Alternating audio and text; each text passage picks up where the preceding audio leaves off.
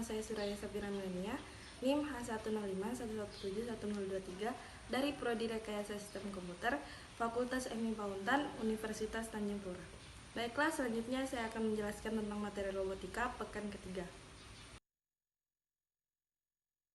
Baiklah, langsung saja kita masuk ke pokok pembahasan yang pertama, yaitu materi pertama akan membahas tentang sensor yang meliputi macam-macam sensor serta tingkatan pada processingnya. Yang kedua yaitu simple sensor. Kita akan membahas tentang passive versus active sensor, switch atau saklar, dan lag sensor serta resistive position sensor. Yang ketiga yaitu kita akan membahas tentang kompleks sensor yang meliputi ultrasonic or sonar sensing, laser sensing, dan visual sensing. Yang keempat yaitu kita akan membahas tentang feedback control yang meliputi feedback or closed loop control, the many phase of error, and example of a feedback control robot, dan type of feedback control, serta feed forward or open loop control. Untuk materi pertama yaitu sensor. Sensor di sini adalah jendela robot ke dunia melalui eksterosepsi serta ke dalam tubuhnya sendiri melalui propriosepsi. Adapun dua jenis sensor yang biasanya dimiliki oleh robot berdasarkan sumber informasi yang dirasanya. Yang pertama yaitu sensor proprioseptif. Sensor proprioseptif itu sendiri berasal dari kata Latin proprius yang berarti milik sendiri, di mana artinya sensor ini mengenali elemen keadaan internal robot seperti posisi roda, sudut sendi lengan, dan arah kepala menghadap. Yang kedua yaitu sensor eksteroseptif, di mana sensor ini berasal dari kata Latin extra yang berarti di luar. Artinya, sensor ini memahami elemen keadaan di dunia luar di sekitar robot, seperti tingkat cahaya, jarak ke objek, dan suara. Sensor proprioseptif dan sensor eksteroseptif itu bersama-sama membentuk sebuah sistem perseptual, di mana sistem perseptual itu sendiri artinya sensor pada robot tidak dapat menginformasikan sebuah status di sekitarnya. Contohnya seperti jika ada seorang nenek yang duduk di kursi dengan nyaman, atau ada seseorang yang di dekat kursi biru. Akan tetapi, sensor dapat memberitahu robot tentang tingkat cahaya dan warna dalam bidang pandangnya, seperti apakah menyentuh sesuatu di area tertentu, apakah ada suara di atas ambang tertentu, atau seberapa jauh objek terdekat, dan sebagainya.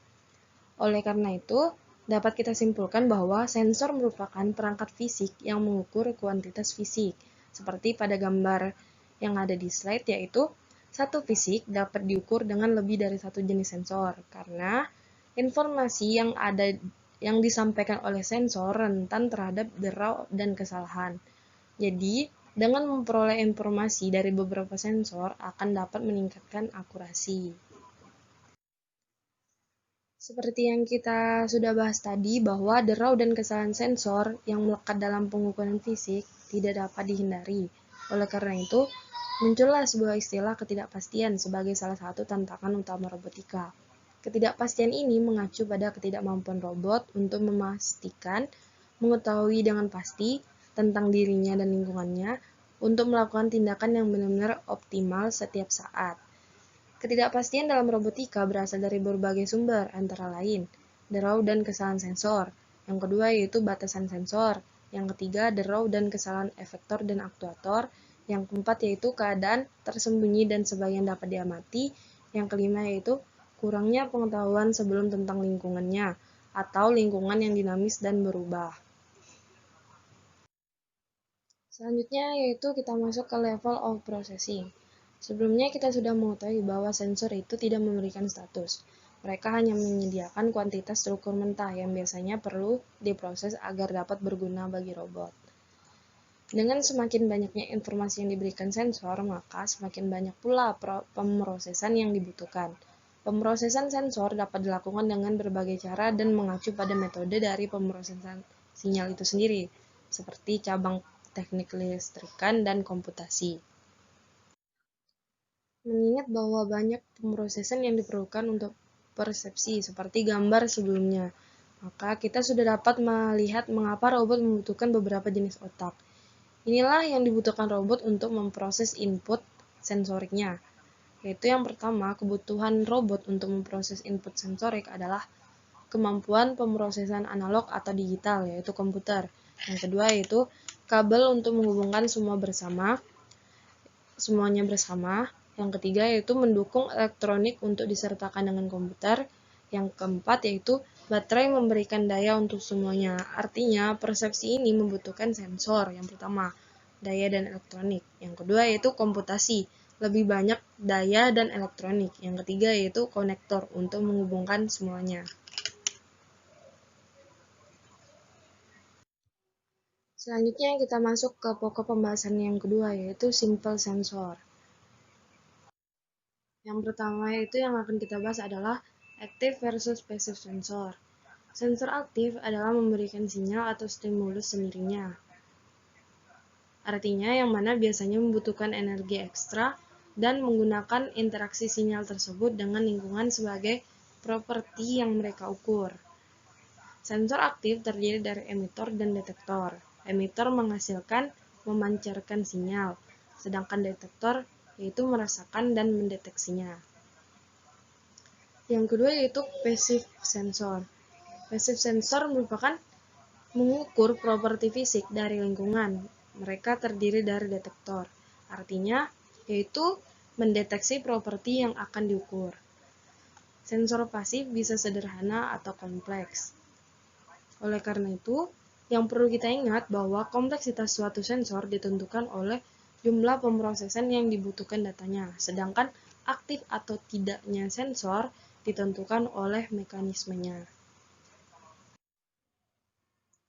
Yang kedua yaitu saklar atau switch. Saklar merupakan sensor yang paling sederhana dari semuanya. Saklar memberikan informasi yang berguna pada level elektronik atau sirkuit karena mereka didasarkan pada prinsip sirkuit terbuka dan sirkuit tertutup. Jika saklarnya terbuka, maka tidak ada arus yang dapat mengalir melalui rangkaian. Begitu sebaliknya, jika saklar tertutup, maka arusnya dapat mengalir. Dengan demikian, dengan mengukur jumlah arus yang dapat mengalir melalui rangkaian, kita sudah dapat mengetahui apakah saklar tersebut terbuka atau tertutup. Jadi, saklar mengukur perubahan arus yang dihasilkan dari sirkuit tertutup, yang pada gilirannya dihasilkan dari kontak fisik suatu benda dengan saklar. Adapun saklar yang digunakan dalam berbagai cara cerdas untuk penginderaan seperti sensor kontak, yaitu mendeteksi ketika sensor telah menyentuh objek lain, misalnya memicu ketika robot menabrak dinding atau mengambil objek. Yang kedua yaitu sensor batas, yaitu mendeteksi ketika suatu mekanisme telah bergerak ke ujung jangkauannya, misalnya mereka terpicu ketika gripper terbuka lebar. Yang ketiga yaitu sensor self-encoder, yaitu mendeteksi beberapa kali poros motor berputar dengan adanya tombol klik buka atau tutup setiap kali poros berputar. Selanjutnya yaitu sensor cahaya. Selain dapat mendeteksi kontak dengan objek, seringkali sensor cahaya berguna bagi robot untuk dapat mendeteksi area gelap dan terang di lingkungannya. Dengan adanya sensor cahaya, robot juga dapat menemukan tempat gelap dan bersembunyi di sana. Sensor cahaya juga berfungsi untuk mengukur jumlah cahaya yang mempengaruhi fotosel. Berasal dari bahasa Yunani yaitu foto berarti cahaya, yang artinya peka terhadap cahaya, dan kepekaan ini tercermin dalam resistansi di sirkuit tempat mereka menempel. Resistansi fotosel itu sendiri dikatakan rendah saat disinari merasakan cahaya terang, begitu sebaliknya dikatakan tinggi saat gelap. Dalam artian, sensor cahaya ini sebenarnya adalah sensor gelap. Resistansi fotosel ini dapat dibuat lebih sederhana dan lebih intuitif dengan hanya membalikan keluaran di sirkuit. Adapun macam-macam dari sensor cahaya, yang pertama yaitu cahaya terpolarisasi. Di sini maksudnya cahaya yang gelombangnya hanya bergerak ke arah tertentu sepanjang bidang tertentu. Dalam cahaya normal, yang berasal dari sumber cahaya terdiri dari gelombang cahaya yang bergerak ke segala relatif terhadap cakrawala. Tetapi jika kita meletakkan filter polarisasi di depan sumber cahaya, maka hanya gelombang cahaya dengan arah filter yang melewatinya dan menjauhinya. Arah ini disebut dengan bidang karakteristik. dari filter. Selanjutnya yang kedua yaitu sensor reflektansi. Meskipun gagasan umum tentang penggunaan cahaya pemantulan sederhana, tetapi sifat sebenarnya dari proses tersebut sama sekali tidak. Misalnya, reflektivitas cahaya dipengaruhi oleh warna, tekstur, dan sifat lainnya. Maka permukaan berwarna terang memantulkan cahaya yang lebih baik daripada permukaan berwarna gelap. Oleh karena itu, mendeteksi objek gelap menggunakan reflektansi daripada objek terang itu sangat susah dan lebih sulit. Seperti dalam kasusnya penentuan jarak ke suatu objek. Prinsip ini membuat objek yang jauh lebih terang tampak lebih dekat daripada objek yang gelap yang dekat. Yang ketiga yaitu optosensor reflektif. Ini merupakan sensor aktif. Mereka terdiri dari pemancar dan detektor. Emitor biasanya dibuat dengan dioda pemancar cahaya atau LED, dan detektor biasanya berupa fotodioda atau fototransistor.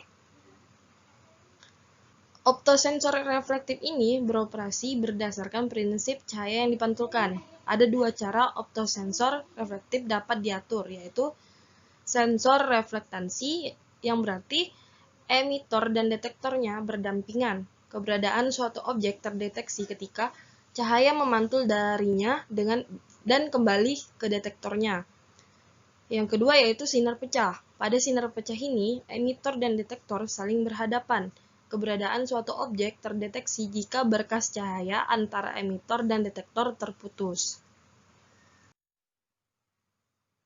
Yang keempat yaitu lampu inframerah. Lampu inframerah merupakan salah satu jenis sensor cahaya yang berfungsi pada bagian inframerah dari spektrum frekuensi. Inframerah biasanya tidak digunakan sebagai sensor pasif dalam robotika, dikarenakan robot biasanya tidak perlu mendeteksi inframerah di sekitarnya. Yang kelima yaitu modulasi dan demodulasi cahaya. Cahaya dimodulasi dengan menyalakan dan mematikan emitor secara cepat. Sinyal pulsa yang dihasilkan kemudian dideteksi oleh demodulator. Sebuah mekanisme ini yang disetel ke frekuensi modulasi tertentu sehingga dapat dikodekan, yaitu detektor harus merasakan beberapa on berkedip berturut-turut agar demodulatornya dapat menentukan frekuensi dan mendekodekannya. Contoh, lampu sorot adalah jenis cahaya tanpa termodulasi dan mengingat betapa sulitnya melihat lampu sorot. Yang keenam yaitu sensor break beam. Secara umum, sepasang perangkat detektor emitor yang kompatibel dapat digunakan untuk menghasilkan sensor sinar pecah. Yang ketujuh yaitu shaft encoder. Shaft encoder merupakan pembuat encoder poros, mengukur rotasi sudut poros atau putaran penuh. Artinya, mereka memberikan informasi posisi dan kecepatan tentang poros tempat mereka dipasang. Jika encoder poros menggunakan saklar, maka saklarnya berbunyi klik setiap kali poros menyelesaikan putaran penuh. Selanjutnya kita akan membahas tentang sensor posisi resistif. Seperti yang baru kita pelajari bahwa fotosel adalah perangkat resistif yang merasakan resistensi sebagai respon terhadap cahaya. Oleh karena itu, sensor posisi resistif yaitu dapat mendeteksi tekukan dan digunakan di berbagai perangkat tuning analog. Ketahanan suatu material ternyata dapat berubah sebagai respon terhadap sifat fisik lain selain cahaya. Salah satu propertinya itu adalah ketegangan. Di sini ketegangan masuknya adalah resistensi beberapa perangkat meningkat saat ditekuk. Adapun macam-macam dari sensor posisi resistif yaitu adalah potensiometer. Potensiometer adalah sensor resistif yang memutar knob atau mendorong penggeser secara efektif mengubah resistansi sensor. Dalam robotika, potensiometer digunakan untuk menyetel sensitivitas mekanisme geser dan rotasi, serta untuk menyesuaikan properti sensor lainnya. Misalnya, sensor jarak pada robot memiliki potensiometer yang terpasang padanya, yang memungkinkan kita menyetel jarak atau sensitivitas sensor itu secara manual. Selanjutnya yaitu kita akan masuk ke pokok pembahasan yang ketiga yaitu kompleks sensor. Yang pertama yaitu ultrasonic atau sonar sensing. Ultrasonografi secara harfiah berarti melampaui suara. Dari bahasa Latin, ultra yang artinya untuk di luar dan mengacu pada rentang frekuensi suara yang berada di luar pendengaran atau jangkauan manusia, biasanya disebut dengan sonar. Sonar adalah sensor aktif yang terdiri dari emitor dan detektor. Emitor ini menghasilkan kicauan atau ping pada frekuensi ultrasonnya. Adapun macam-macam dari ultrasonic atau sonar sensing. Yang pertama, sonar before and beyond robotic, yaitu ultrasonografi digunakan dalam berbagai aplikasi selain dan sebelum robotika, mulai dari memeriksa bayi di dalam rahim hingga mendeteksi objek dan penyerang di kapal selam. Saat sonar digunakan untuk melihat ke tubuh orang, hasilnya disebut sonogram, ekogram, dan ultrasonogram, yang dimana berasal dari bahasa Yunani. Gram artinya huruf dan mengacu pada tulisan dan gambar. Yang kedua yaitu refleksi spekular, artinya pantulan dari permukaan luar benda. Ini berarti gelombang suara merambat dari emitor memantul ke beberapa permukaan di lingkungan sebelum kembali ke detektor. Seperti yang kita lihat, penginderaan sonar didasarkan pada gelombang suara yang dipancarkan yang dipantulkan dari permukaan dan kembali lagi ke penerima. Tetapi gelombang suara tidak selalu memantulkan dan dari permukaan terdekat dan langsung kembali seperti yang kita harapkan. Sebaliknya, arah pantulannya bergantung pada beberapa faktor, termasuk sifat permukaan dan sudut datang berkas suara dari permukaan. Selanjutnya yaitu penginderaan laser. Di sini, seperti yang kita sudah bahas sebelumnya, yaitu sonar akan menjadi sensor yang hebat jika tidak begitu rentan terhadap pantulan spektular. Untungnya, ada sensor yang sebagian besar menghindari masalah tersebut tetapi dengan biaya dan kompromi, yaitu laser. Laser di sini gunanya untuk memancarkan radiasi yang sangat diperkuat dan koheren pada satu atau lebih frekuensi. Radiasi ini mungkin dalam spektrum yang terlihat atau tidak tergantung pada aplikasinya. Misalnya, jika sensor laser digunakan sebagai detektor pencuri, maka sensor tersebut tidak terlihat. Sensor tersebut biasanya disebut dengan sensor sinar istirahat. Laser berbeda dari sonar dalam banyak hal lainnya yang berasal dari perbedaan sifat fisik suara dan cahaya. Selanjutnya yaitu penginderaan visual. Di sini masuknya melihat membutuhkan sensor visual, sesuatu yang mirip dengan mata biologis. Contohnya seperti kamera. Kamera adalah hal yang paling mendekati mata alami yang robot miliki di antara sensor sintesis. Adapun macam-macam dari penginderaan visual yaitu yang pertama kamera. Kamera bersifat biomimetik yang berarti meniru biologi karena cara kerjanya agak mirip dengan mata. Akan tetapi, seperti biasa, sensor penglihatan sintetis dan alami akan sangat berbeda. Yang kedua yaitu deteksi tepi. Langkah pertama yang khas penglihatan awal dalam pemrosesan gambar adalah melakukan deteksi tepi untuk menemukan semua tepi pada gambar. Dalam visi mesin, tepi didefinisikan sebagai kurva yang mengalami perubahan kecerahan yang signifikan. Yang ketiga yaitu visi berbasis model, artinya menggunakan model objek dan beberapa informasi atau pengetahuan sebelumnya tentang objek tersebut, lalu direpresentasikan dan disimpan dengan cara yang dapat digunakan untuk perbandingan dan pengenalan.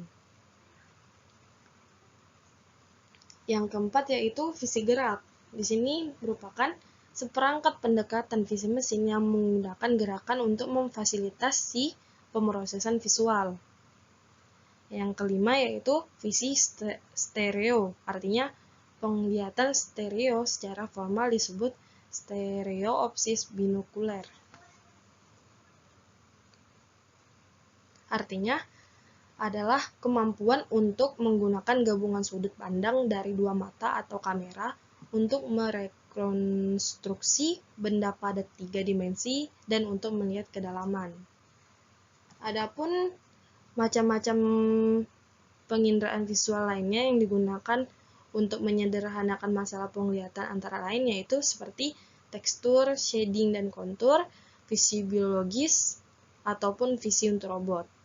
Contoh pada fisik biologis itu seperti saat Anda dengan mudah mengenali wajah di kerumunan atau menemukan benda yang hilang di tumpukan barang lain. Selanjutnya yaitu pokok pembahasan tentang feedback control. Adapun macam-macam dari feedback control, yang pertama yaitu umpan balik atau kontrol loop tertutup. Artinya, cara ini untuk membuat sistem robot mencapai dan mempertahankan keadaan yang diinginkan. Biasanya disebut dengan titik setel, dengan terus-menerus membandingkan keadaan saat ini dengan keadaan yang diinginkan. Umpan balik mengacu pada informasi yang dikirimkan kembali. Secara harfiah, umpan balik ke pengontrol sistem. Contoh paling populer dari sistem kontrol adalah termostat. Yang kedua yaitu banyak wajah kesalahan. Di sini maksudnya perbedaan antara keadaan saat ini dan yang saat diinginkan dari suatu sistem disebut dengan kesalahan. Dan tujuan dari sistem kontrol apapun adalah untuk meminimalkan kesalahan itu. Kontrol balik secara efisien menghitung dan memberitahu sistem kesalahan untuk membantunya mencapai tujuan. Ketika kesalahannya 0 atau cukup kecil, maka status tujuannya akan tercapai. Yang ketiga yaitu contoh robot kontrol umpan balik. Contohnya yaitu kasus wall following. Kesalahan adalah perbedaan antara jarak yang diinginkan dari dinding dan jarak sebenarnya pada titik waktu manapun. Kapanpun robot berada pada jarak yang diinginkan atau jangkauan jaraknya itu dalam keadaan tujuan, kalau tidak maka siap diambil oleh controller. Akan tetapi harus mempertimbangkan sensor karena mereka harus memberikan informasi dari mana status dan kesalahan akan dihitung. Contoh, sensor seperti itu akan memberitahu robot hanya apakah ia telah menabrak dinding. Robot hanya bisa merasakan dinding melalui kontak, bukan dari kejauhan, sedangkan sensor inframerah akan memberi informasi tentang kemungkinan dinding, tapi bukan jarak persisnya. Sonar akan memberikan jarak seperti halnya laser.